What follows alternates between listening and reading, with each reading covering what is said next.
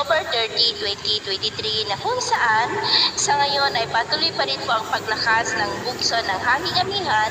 gaya po ninyong nakikita at patuloy na nagdudulot ng mas preskong panahon dito po sa malaking bahagi ng Luzon, lalo na po dito sa northern at eastern part, habang patuloy naman na nakakaapekto ang shear line dyan sa silangang bahagi ng Kabisayaan at ang LPA naman po nating binabantayan ay bahagyang kumilos paatras gaya ninyong nakikita dahil po yan sa malakas na bugso ng hanging amihan. Mababa naman ang tsansa ng LPA na ito na maging bagyo pero magpapaulan na po yan sa ilang bahagi ng Bicol region at Eastern Visayas. At yun naman po ang long range forecast ay nananatili po na may banta ng isang bagyo dito sa ating bansa sa unang linggo o kaya po ay sa kalagitnaan ng susunod na buwan at ang development po dito ang ating babantayan kung matutuloy po yan o hindi. At sa lagay ng ating panahon ngayon, maulap na kalangitan na may mga pulong-pulong pagulan, pagkulog at pagkidlat ang nararanasan po sa ilang bahagi ng Southern Luzon,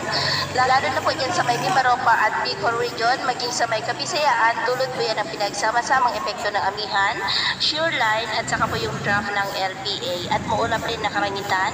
na may mga pulong-pulong pagulan sa ilang bahagi pa ng Zamboanga Peninsula, Northern Mindanao, Caraga, Davao region at ilang bahagi ng Sorsogon, maging pa sa ilang bahagi ng Pangasinan, Ilocos region at ilang bahagi ng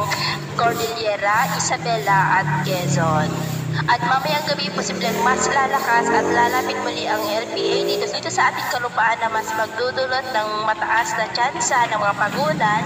dyan pa rin sa may Bicol region, Mimaropa, Quezon, Kabisayaan, lalo na po dyan sa silangan at maging po sa ilang bahagi ng Mindanao. Kaya mag-ingat po tayo sa posibleng banta ng mga pagbaha at pagguho ng lupa.